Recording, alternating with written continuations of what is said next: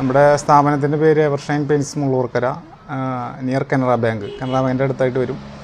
കമ്പനിപ്പടി എന്ന് പറഞ്ഞ സ്ഥലത്താണ്. നമ്മൾ 10-15 വർഷം ആയി ഈ ഫീൽഡിൽ.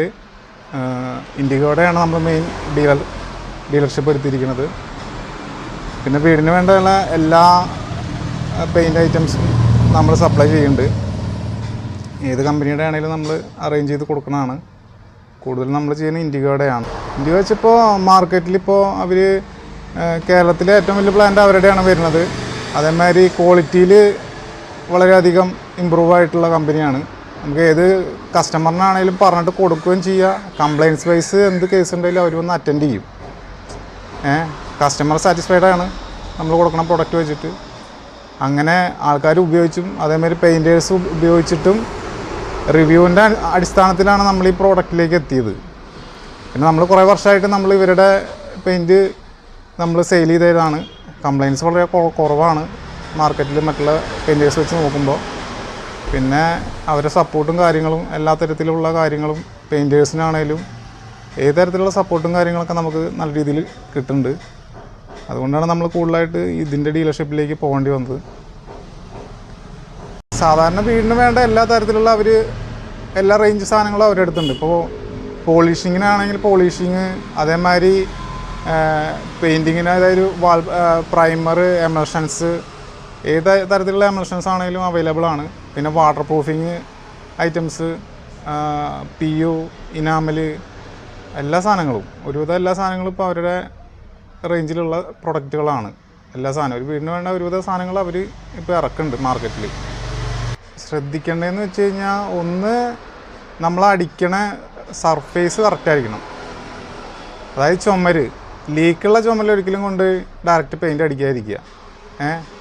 എത്രയും പെട്ടെന്ന് ഡാമേജ് വരും. ഇനി പൊട്ടിയിട്ട ചുമരാണെങ്കിലും അത് ആദ്യം ലീക്കോ അങ്ങനെയുള്ള പ്രശ്നങ്ങളുള്ള ചുമരാണ് അത് ആദ്യം ക്ലിയർ ചെയ്തിട്ട് പ്രൈമർ അടിച്ച ശേഷം പെയിൻറ്റ് അടിക്കുക. അങ്ങനെ ആകുമ്പോൾ ലൈഫും കിട്ടും, പെയിൻറ്റ് വളരെ കാലം നമുക്ക് കേടുകൂടാതെ നിൽക്കും.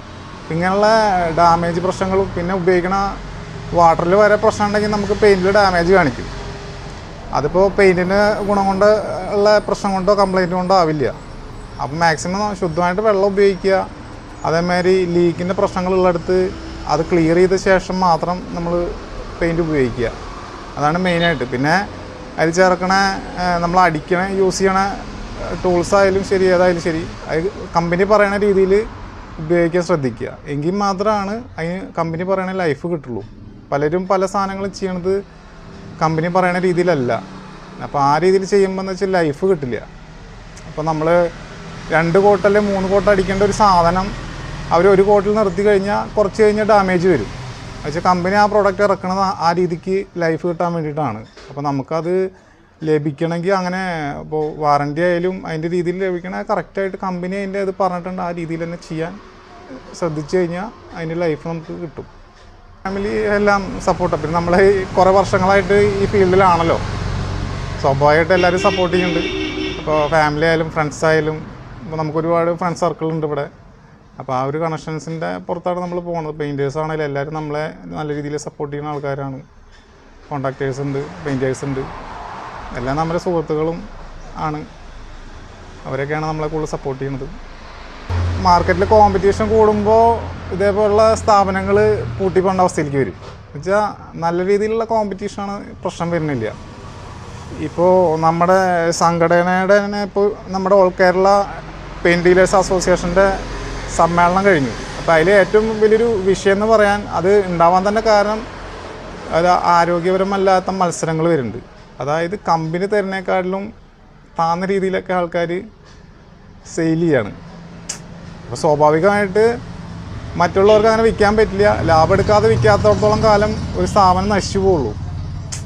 മറ്റുള്ളവരെ നശിപ്പിക്കുക എന്നുള്ള രീതിയിലേക്ക് പോകുമ്പോൾ അവരും അവസാനം ലാഭം എടുക്കാതെ വെച്ചാൽ അവർക്കും ലാഭമില്ലാത്ത രീതിയിൽ മുന്നോട്ട് പോയി കഴിഞ്ഞാൽ തുടർന്ന് പോകാൻ ബുദ്ധിമുട്ടായിരിക്കും.